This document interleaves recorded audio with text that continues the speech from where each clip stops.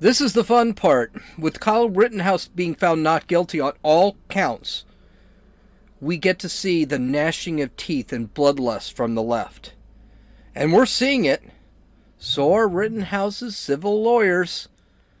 And the question I have for you, when can we start talking about black supremacy and black nationalism? And a pretty serious tragedy in Wisconsin that pretty much leaves the question, is there justice, is there equality under the law? This is Gene, and you're listening to Dumbasses Talking Politics. Hey, this is Gene. Welcome back to Dumbasses Talking Politics. You know, something that,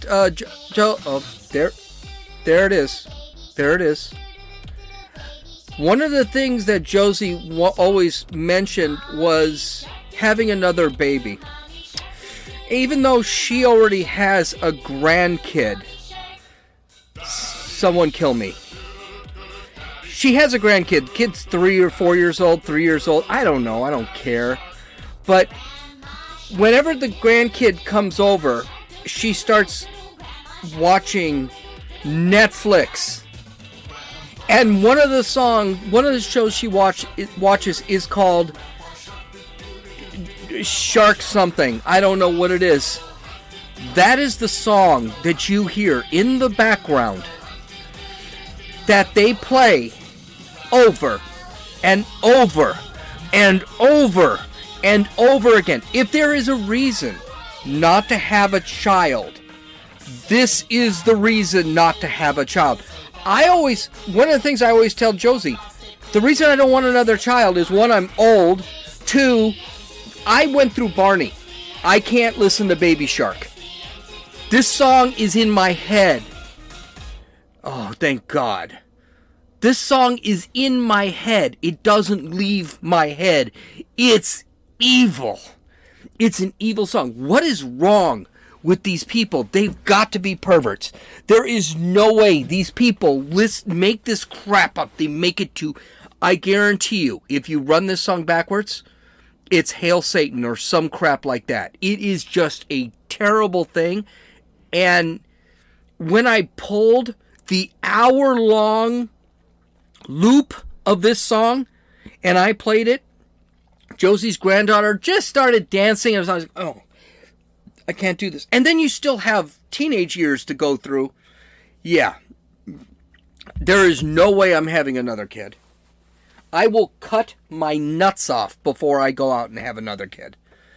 Oh, anyway. So I just figured, I think I wanted you to listen to that nightmare. I really did. I wanted you to experience what I went through this weekend. And I kid you not, I don't know how the kid doesn't get bored. That's the entire show. The half-hour show or 25-minute show. That's what they play the entire show. And here's something disastrous. I've heard the show for 6 weeks. I still haven't memorized the words. Because I'm just like, someone kill me. Anyway, let's get to it. If you watched my Rumble video, you know that there was a big victory on Friday over the Kyle Rittenhouse verdict. If you haven't seen it, go to Rumble, type in dumbassestalkingpolitics.com, or go to my website at dumbassestalkingpolitics.com and just click on the link. I'm not going to go over the verdict here. I'm sure everyone has heard it. Everyone has seen it. And if you just want my wonderful takes on it, you can go to rumble.com and just type it in. As far as the unrest went, not very much this weekend. Nothing in Kenosha. There were some moments in Los Angeles and New York, but Kenosha was pretty quiet. Which, Kenosha is about 100,000 people. It's going to be, we kind of thought they were going to quiet. A lot of the businesses thought it wasn't going to be that bad, no matter what. Now, here's the thing. This is great news for the Second Amendment and equality under the law. And that was really what I was celebrating.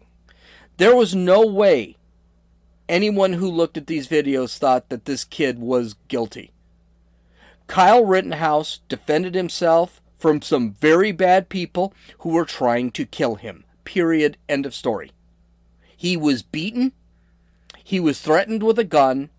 That's it. There's no doubt about that.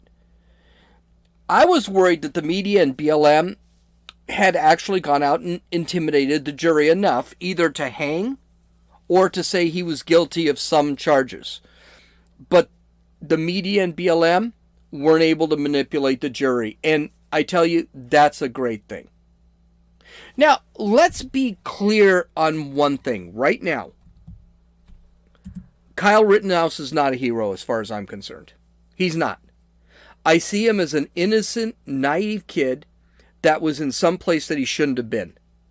As a matter of fact, if anyone should have been on trial here, I would have said it should have been his mother for letting him go, or his father for letting him go outside. If Kyle Rittenhouse felt the need to carry a rifle, then that's a parent's duty to sit there and say, yeah, no, you don't belong out there if you think you need a rifle. He put himself in a very dangerous position. But here's the kicker. Just because he shouldn't have been out there doesn't mean he didn't have any right to be out there. I don't think Rosenbaum, Joseph Rosenbaum, and Anthony Huber belonged out there either. And it doesn't change the fact whether he's innocent or not. He was innocent. There's no question. He definitely was defending himself. And those who attacked him were some really bad hombres. I mean, one of them was a child rapist. Anally penetrated 3 boys between 9 and 11. This Joseph Rosenbaum was a bad person. Bad human being. And even though you see a lot on social media, rest in peace Joseph Rosenbaum, he's being filleted in hell right now. By the way, nobody but Rosenbaum faced charges. This Gage Grossgutz, or whatever his name is, that guy was out there burning stuff. He had a gun illegally. He's a felon. He's not allowed to have a gun. He had a handgun concealed illegally. He never faced a charge. The jump kick man, who we now know as a guy named something Freeman, he never faced charges. As a matter of fact, he almost had charges dropped.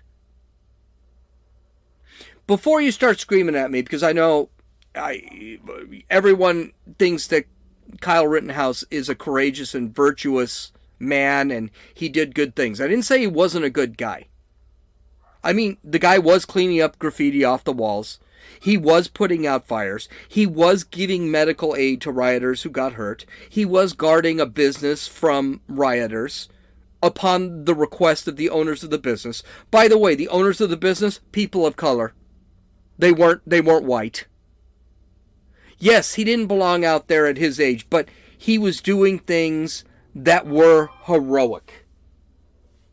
I just wish he wasn't out there. And by the way, Kyle Rittenhouse in the Tucker Carlson special said he shouldn't have been out there. He would never do that again. Good, he learned. By the way, that's how 17-year-olds usually learn. They do it, they get into trouble, they don't do it again. Now, the media has some problems. And the left has some problems. And we're going to take a look at all of it. Either they take the L and admit that Rittenhouse was innocent. They change the narrative to something more palatable to the citizens and viewers, or they double down and call Rittenhouse a racist white supremacist that eats puppies and pees on orphans. That's what they can do. His lawyers are hoping it's the last. Good news. Kyle Rittenhouse's civil attorneys, yeah, they're not going to be disappointed. So let's first look at first. Now, MSNBC, I turned to MSNBC because right after the verdict, and MSNBC seemed like they were in a bit of shock. Like they had jumped off a 10-story building, landed flat on the ground, and didn't know where they were. Didn't know what was happening. I knew there'd be a lot of whining, and there was, but I think they were in such shock they didn't know how to respond to it. I think they honestly thought that he was going to get convicted of something. They needed a few hours to warm up before they went to town. We'll get to that later. Their lawyers, they had a panel of lawyers, like 20 lawyers or something. That's what MSNBC and CNN do, because I don't think they can run things just with an opinion host, because their opinions are so bad. They just need one person to state the opinion. They need 18 others to state the same opinion, but put different spins on it. That's what I think they do. But the first thing the lawyers talked about, this was really an uphill battle. And even some of the lawyers mentioned the incompetence of the prosecution a couple times. And by the way, that's a correct thing. The prosecution was incompetent. I'll give you a step further. They were so incompetent, they need to be put in front of an ethics committee and probably be disbarred. That would be the thing that needs to happen. But you could see MSNBC in real time crafting a new narrative after this not guilty plea. One of the things they wanted, stricter gun control. You knew that was coming. It's kind of a weak narrative, because in this case, stricter gun control would have meant, and this is going to be a problem, this is the thing the right's going to say, stricter gun control would have meant that Kyle Rittenhouse was dead. And that's what a lot of the right were arguing right off the bat. He did defend himself, and they would have killed him. I mean, the child rapist, the one who anally penetrated 3 little boys, I'm going to mention that every freaking time. He had told Kyle Rittenhouse, I'm going to kill you. They also talk about changing the Second Amendment. What they're not talking about is changing the Second Amendment. They're talking about getting rid of the Second Amendment. Again, gun control. But again, the Second Amendment was made for what the jury voted on in the Rittenhouse trial. Kyle Rittenhouse had a right to protect himself, and he did. Then they brought up, okay, we need to change the right to defense in the criminal law code. I don't exactly know where that goes. They didn't offer any suggestions. They didn't offer any ideas, right? This was not a stand your ground case like you have in Florida. And I believe Wisconsin doesn't have a stand your ground rule. This was a guy who was getting the crap beaten out of him, being chased by child anal rapist child molesters, and guys swinging skateboards at his head. So I'm not exactly sure how you change the right to defense. That was a clear-cut right to defense. If a woman is being raped and she shoots her rapist in the head, that seems like a pretty clear-cut case of self-defense. Well, this does too. But the big narrative that they came out with is the failure of the jury system in the United States and how the jury system is racist. Now, MSNBC, when this first came out, they didn't say that. And there's good reason they didn't say that. Because Kyle Rittenhouse is now innocent. You can't call him a white supremacist and things like that. Before you could, because it's an opinion. Now he's been proven innocent. And you can't say that because you could get nailed for slander or libel or whatever the law is. I was surprised that some outlets, especially in the beginning, kind of defended Rittenhouse in the verdict. CNN said that justice was done. And that was Chris Cuomo, who's not the brightest bulb. He said, justice has been done. Even if we, in quotes, the left and the media, didn't like it. The Washington Post and New York Times put out opinion pieces on Saturday and Sunday that said the system did work. We just didn't like it. The writer said that it works for both sides and this case was very weak. That's a good news. But as usual, the shock had waned and they went right back to their old narrative. Kyle Rittenhouse is a racist and a white supremacist and eats puppies and pisses on orphans, and he represents all white men. So let's take a look at some example from the media. And the media is going to be the most important one to look at.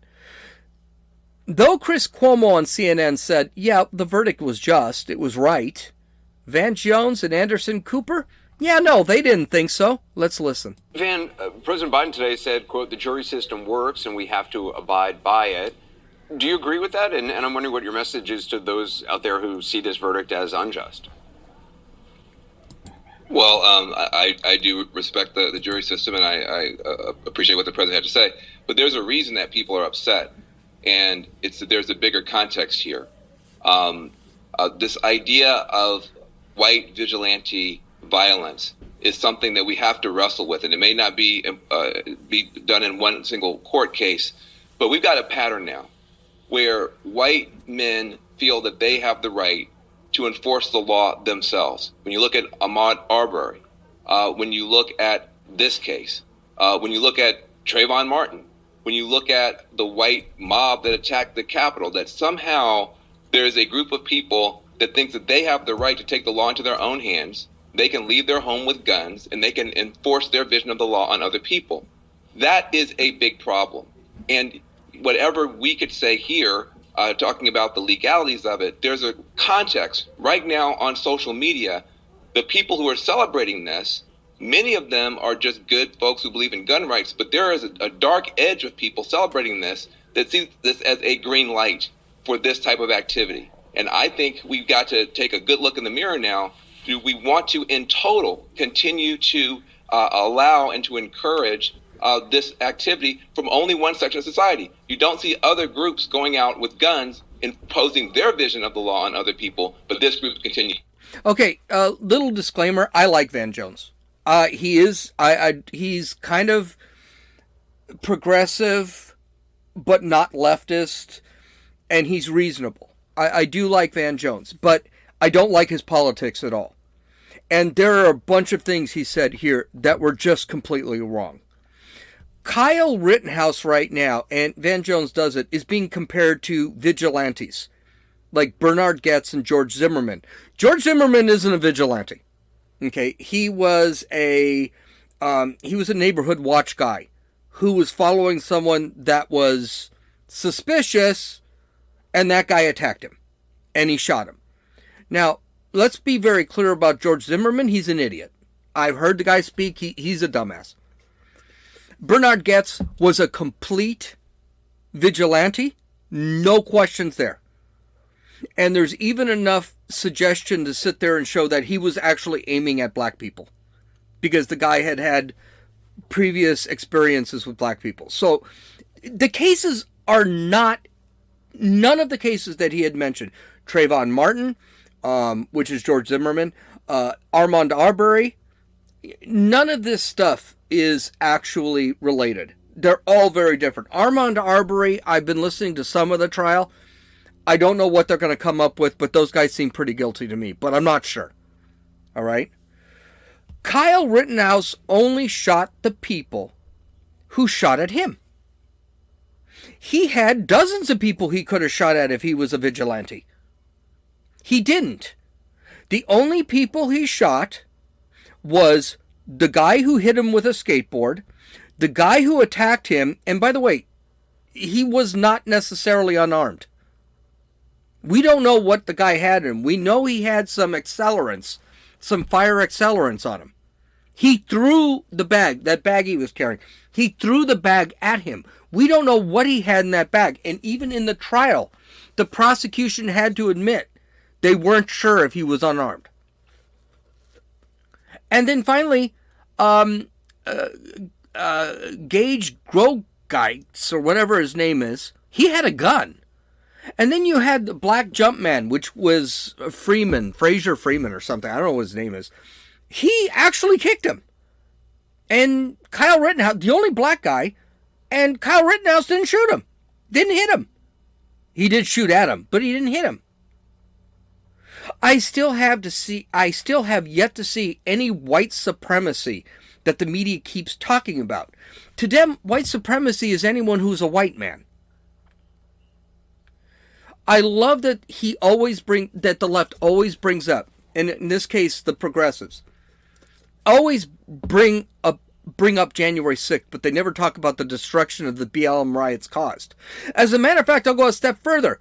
They never talk about the riots that were happening in Kenosha.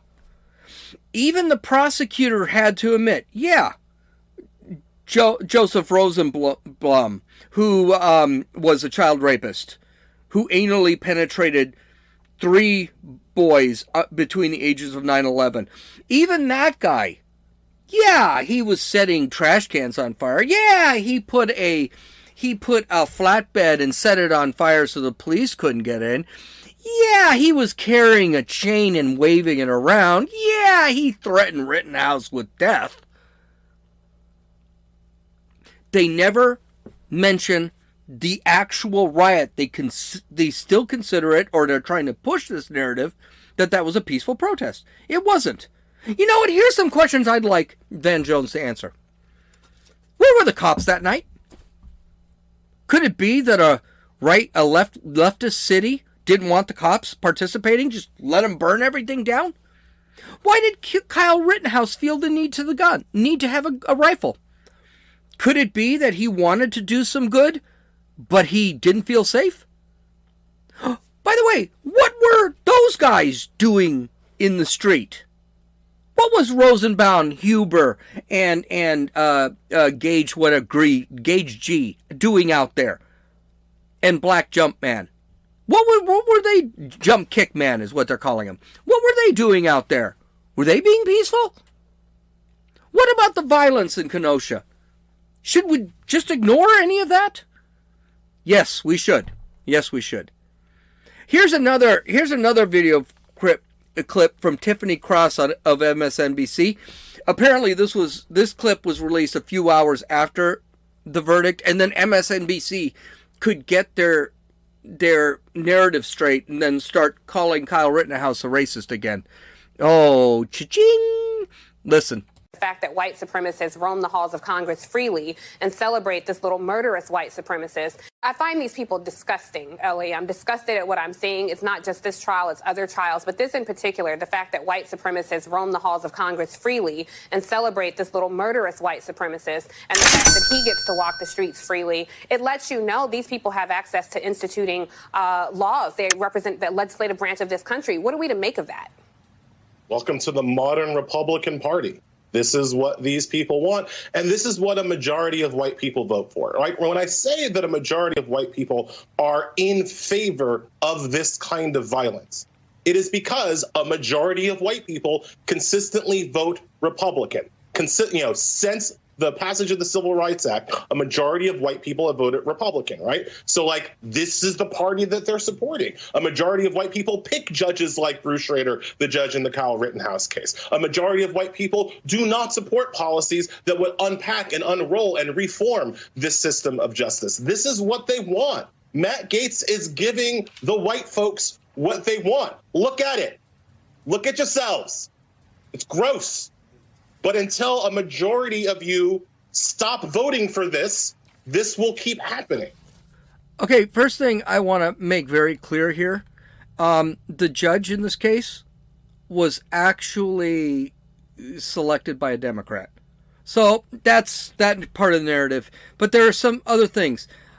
I'm glad people at MSNBC can't contain themselves. It's going to be more money for Kyle Rittenhouse, whose life is pretty much destroyed right now because of these people. He's no white supremacist. He never belonged to a militia, unlike what Joe Biden said. And blacks actually did vote before the Civil Rights Act. They didn't in the South. That was where Jim Crow was implemented. And most of them voted Republican. Lyndon Johnson pushed through the Civil Rights Act. But he said he did it for a reason. He said, quote, the N-words will be voting Democrat for the next 200 years. He said that. Martin Luther King was a liberal, but he was a Republican.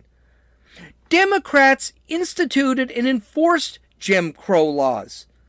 Republicans ended slavery and condemned Jim Crow laws. When the Jim Crow laws went into effect, Abraham Lincoln said this is a disaster. This was completely wrong. The Supreme Court jacked it up. But it isn't just this. Joy Reid, yeah, she decided to go off, so let's listen to her.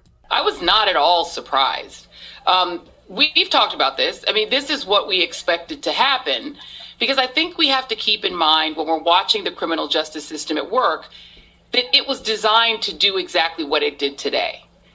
Gun laws helped to enhance the design to allow this verdict to happen today. This country was built on the idea that white men had a particular kind of freedom and a particular kind of citizenship that only they have. That gives, from the slave catchers on, the right to inflict violence in the name of protecting property. That's like the foundational creation of the United States. So it would have been shocking. I'm glad you mentioned the Derek Chauvin verdict. That was the surprising verdict. This should have been unsurprising. But what I do think we have to think about is not only the families of the two men who died and the family of Mr. Grosskreutz. They should be in our minds right now because they suffered. And there have been a lot of white people who have defended Black lives and paid for it with their lives. That goes all throughout our history, going back to John Brown and go through the Civil Rights Movement. But what I am concerned about is the precedent this sets for what people will believe that they can do under law when Black Lives Matter protests happen in the future. And that people may use this as an excuse to start going out of state and doing what this teenager did, believing that they'll get away with it, and in some cases, getting away with it. Jesus. Some things here. First off, there's the gun control argument. But the reality is, conservatives will sit back and say, no, that's exactly what the gun control laws are for. The Second Amendment, that's exactly what the Second Amendment's there. You should be able to have a gun to protect yourself. And there's the thing, the system is flawed and racist. So this case does not prove he was innocent because he defended himself. It proves that the system is flawed and racist. By the way, when they let that kid go who had that school shooting about 2 months ago, the day after, he didn't kill anyone. But he brought a gun to school and he started shooting people. They let him go the next day on $5,000 bail or something. So this is what I celebrate. I celebrate equality under the law because Kyle Rittenhouse didn't get thrown in jail. And here's the whole thing. They keep calling it a racist shooting. No black people were shot. Now, if Jump Kick Man was shot, who was black, he would have deserved it. He kicked him in the head. But he wasn't shot. And the lies, the continued lies. Continue lying, Joy Reid. I can't wait to see when you get your subpoena. Rittenhouse's father lived in Kenosha. And Kyle Rittenhouse worked in Kenosha. And the rifle, I know this wasn't mentioned here, but the rifle was in Kenosha. The rifle was not in Illinois. He did not cross state lines with a rifle. That didn't happen. I want to bring up a couple things here. First off, I love that the media is doing this right now. Before the verdict, any calls of Kyle Rittenhouse being a white supremacist is only opinion. And it's not subject to slander and libel laws. The second they sit back and say that Kyle Rittenhouse is a white supremacist and he murdered two people, now it's slander. Now it's libel. Now we can go after him. Kyle Rittenhouse is going to win a lot of money here because none of these people are going to take it to court. I also want to ask a couple of questions. When are we going to start talking about black supremacy? When are we going to start talking about black nationalism? When are we going to start condemning Van Jones, Joy Reid, Ibram X. Kendi, or Tiffany Cross as their statements being racist, or maybe they are racist? If I said the same thing about and just reverse the races, that would be considered, rightly, racist. Okay, but it wasn't just the media. Joe Biden released a statement. And by the way, Joe Biden had been calling this kid a white supremacist, a militia member, the whole thing for his entire campaign. I hope Kyle Rittenhouse can sue politicians, because he should. So this is Joe Biden's statement. Quote, while the verdict in Kenosha will leave many Americans feeling angry and concerned, myself included, we must acknowledge that the jury has spoken. I ran on a promise to bring Americans together. He just said he was upset about this. This isn't going to bring people together. Because I believe that what unites us is far greater than what divides us. Not true. I know that we're not going to heal this country's wounds overnight, but I remain steadfast in my commitment to do everything in the power to ensure that every American is treated equally with fairness and dignity under the law. There's Mr. Unity for you. He admitted that he didn't know anything about the case when he was interviewed, taking off to wherever he was taking off. Probably to Delaware for another vacation. This is a guy who spent his entire campaign calling Rittenhouse a militia member and a white supremacist. I hope Rittenhouse can sue this president, or wait until after he's president, then sue him. Then there's Governor Gavin Newsom, Democrat from California. America today, you can break the law, carry around weapons built for the military, shoot and kill people and get away with it. That's the message we've sent to armed vigilantes across the nation. First off, Kyle Rittenhouse is not a vigilante. He was defending himself.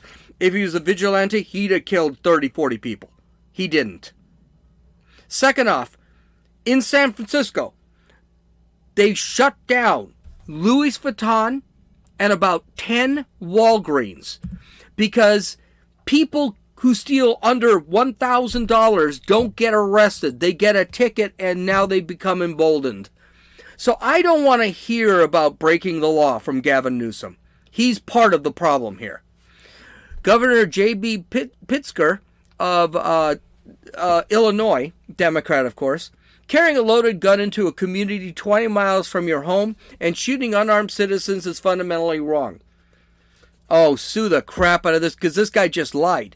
He did not travel 20 miles across state lines with a gun. He had a father who lived in Kenosha. He worked in Kenosha. He didn't shoot unarmed citizens. All of them were armed. One had a gun. One hit him twice with his skateboard. The other threw something at him. Even the prosecution said that they couldn't verify that what Rosenbaum threw at him wasn't a weapon. The Congressional Black Caucus, I love this. It is unconscionable that our justice system would allow an armed vigilante who traveled to Kenosha, Wisconsin and killed Joseph Rosenbaum, Anthony Huber, and wounded Gage Grosskreutz to go free. Wow. And again, not a vigilante. Cori Bush, who is a complete idiot, a Democratic representative from Missouri, the judge, the jury, the defendant. It's white supremacy in action. This system isn't built to hold white supremacists accountable. He should sue the living crap out of this person. It's my black and brown folk. And by the way, she capitalized black folk, but she kept brown lowercase. That sounds racist to me. Who are brutalized and put in cages while white supremacist murderers walk free. I'm hurt. I'm angry. I'm heartbroken. You're also an idiot. Representative Ayanna Pressley, racism and white supremacy remain on the bedrock of our legal system. My heart breaks for families and loved ones of those lives that were stolen and trauma of our communities face today and every day. Of course, one of the people she's actually defending is a child rapist. That's okay. The other guy she's defending is a guy who beat his wife. Another guy has a list of felonies on his that's longer than my arm. Rashida Tlaib said, and God, these people are so stupid. Our justice system is broken. It protects white supremacy. Of course it does. The two people who were killed deserve justice, and so did our communities who continued to be targeted with violence like this. Do you know what justice would have been? Where Joe Rosenbaum served the rest of his life in prison for sticking his thing inside the butthole of 3 9 to 11-year-old boys. That would have been justice if that guy was in prison. He wouldn't have been out there at the time. Incredible. It's in sports too.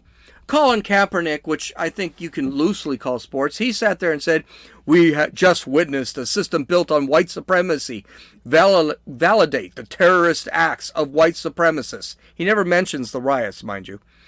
This only further validates we need to abolish the current system. White supremacy cannot be reformed. This is a guy who's worth $100 million, and most of his money he got after he retired from football because he, quite frankly, sucked as a football. Then there's NASCAR's driver Bubba Wallace, who sat back and said that a pull rope on a garage door was a noose. He said, "Ha! Let the boy be black," and it would have been life. Hell, he would have had his life taken before the bullshit trial. Sad. You know something? Here's the ironic part. There was a black man in Florida on the same day, almost at the exact same time, who was found not guilty for a reason of defending himself against SWAT teams that, unannounced, came into his home unjustifiably.